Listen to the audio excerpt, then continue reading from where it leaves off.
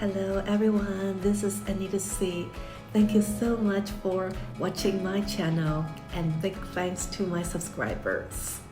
Appreciate if you like my content, the luxury travel content. Please do subscribe, comment, like and share. Thank you. So in this video, I'm going to talk about our recent 7-day trip in Sydney, Australia.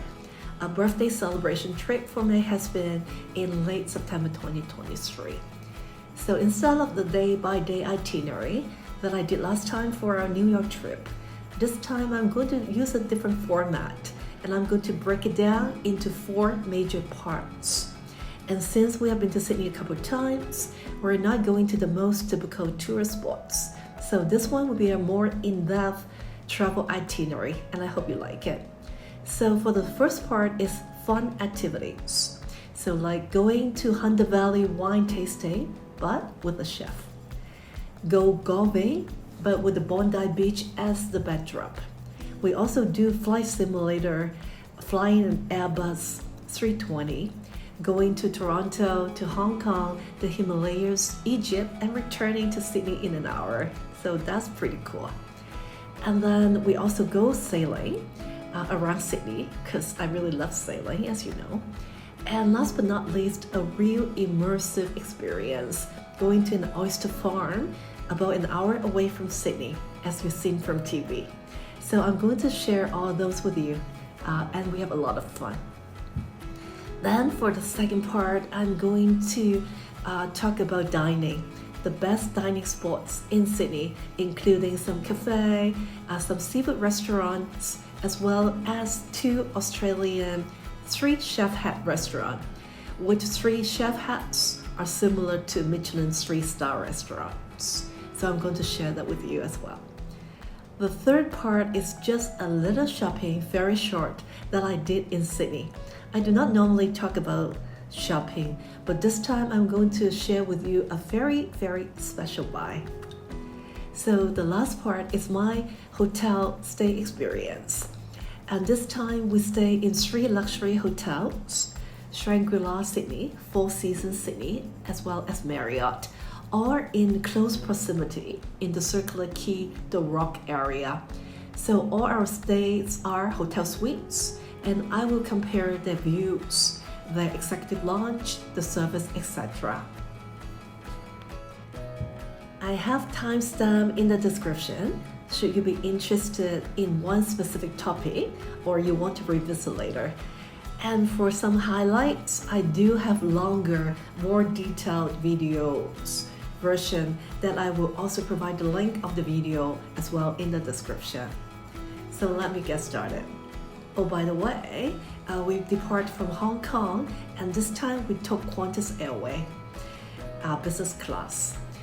And unfortunately, we heard some lawsuits, some bad news, some problems on Qantas lately, and we are a little bit worried before we fly. But touch wood, everything's went well, so far so good, and I cannot complain on anything. The service is actually pretty good. So if you're interested in our Qantas experience, I took the video as well, and the video link I put it in the description, so you can take a look at that later. So okay, now really starting. First part, fun activities.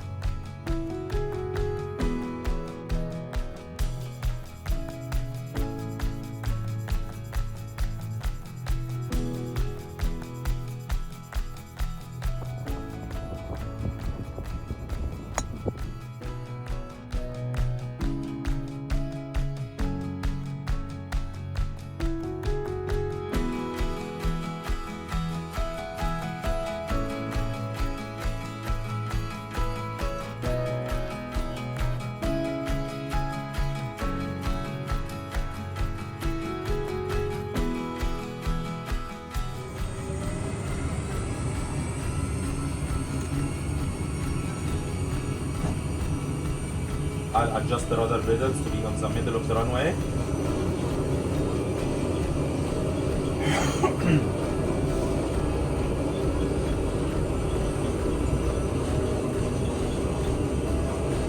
So full display or? No, pull that one. You can leave that one. You don't need it anymore.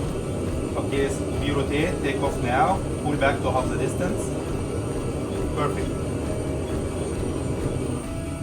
Wow. Okay, you can leave it now.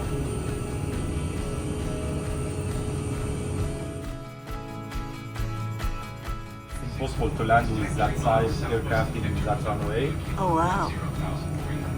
So we are flying the Himalayas now.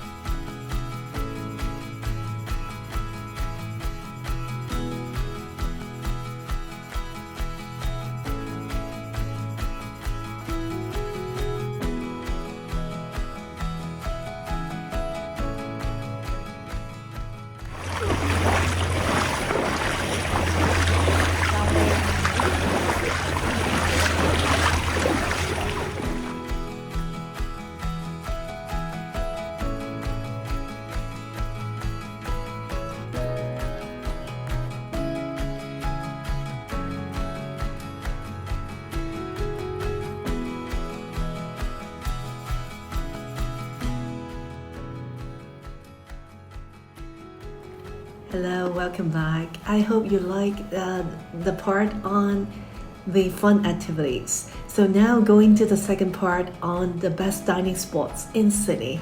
So enjoy.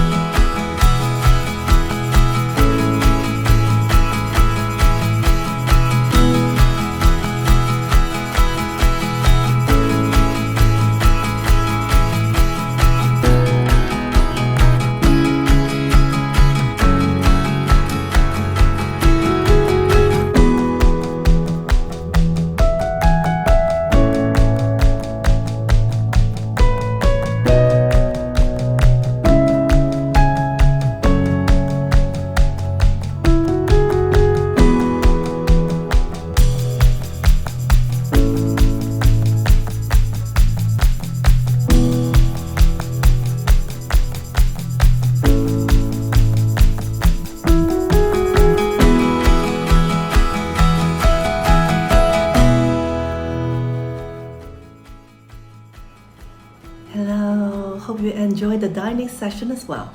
So now I'm going to move into the shopping section. It's going to be a very short session but quite special. So what I pick up this time that I say I'm going to tell you a special buy is actually I pick up this piece of artwork in Sydney, Australia. So you can see this piece of artwork is quite similar to this one. Actually, it's from the same artist.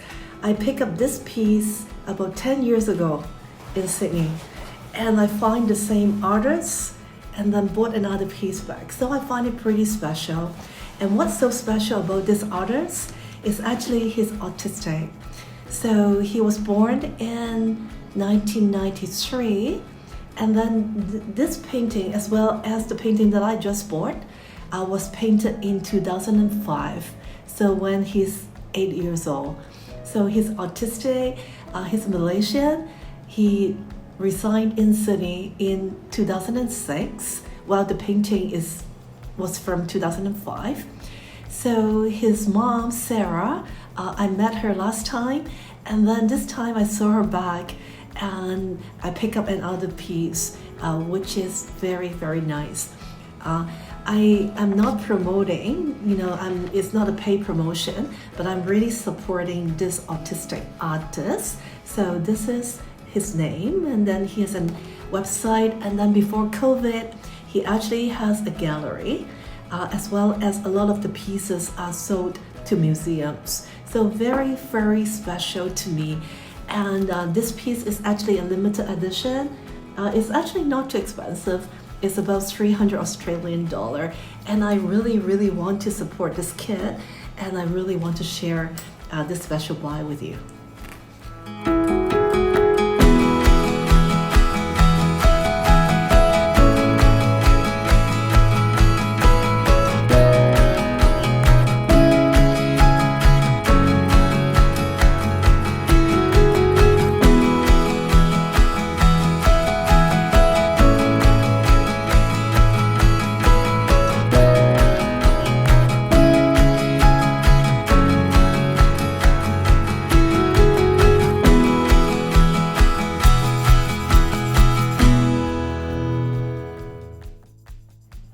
So very quickly, this is the last part of the video that I'm going to compare the 3 hotels.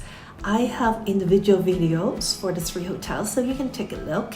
But then quickly to compare by location, Shangri-la and Four Seasons and Marriott are very close by. And we booked a suite in Shangri-La. We booked the Horizon Club Tower Suite. For Four Seasons, we booked the Premier Opera House Suite, Junior Suite, and then for the Marriott, we booked the Spa Suite. The first 2 have excellent view. For the Shangri-La, when you walk in, you can see both the Sydney Harbour Bridge as well as the Opera House. But Shangri-La is closer to the Harbour Bridge. For Four Seasons, it's more in the middle. You will see the Harbour Bridge and then the Opera House kind of on the 2 sides. And then for Marriott, in which I forgot, I think I booked an Opera House suite, but I did not. So I only got the sky view suite, which I see the high rise, and then which is still on very high floor, which is quite okay. So as compared to the view, I like Four Seasons the most. And then for the executive lounge, definitely will opt for Four Seasons. Marriott executive lounge is actually quite okay, as well as Shangri-La. And then for the service, again, Four Seasons is my favorite pick. They give me a welcome back, greeting. They even have an evening shuttle from 5 p.m. to 8 p.m., like a courtesy ride for people around the area. Although I didn't know about that until I booked Uber, and then waiting for my Uber car to arrive, and then they come and ask me, do I want to cancel, and then they can drop me, and then I'm like, sorry, I do not want to cancel my Uber drive. But at least they provide this kind of courtesy ride service, which is very nice. So, we have great stay at 3 hotels, and you can see that from my 3 videos. Enjoy it.